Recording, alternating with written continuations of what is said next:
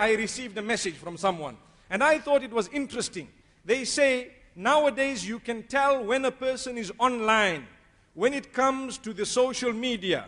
So if you look at the WhatsApp, you see online 2 minutes ago. When you look at the BBM, online 5 minutes ago. When you look at, for example, the Viber, online 1 minute ago. When you look at Skype, they are online right now.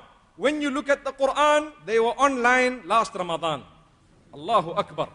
May Allah subhanahu wa ta'ala bless us. It's a reality. We have more time for our social media than we have for Allah. Yet when you die, your phone is offline, your Viber is offline, your WhatsApp is offline, your BBM is offline, your Quran will be online at that time. Why? Because your a'mal, your deeds will come with you to your grave, not your phone. May Allah subhanahu wa ta'ala bless us and open our doors and our understanding. Brothers and sisters, I have spoken quite a bit.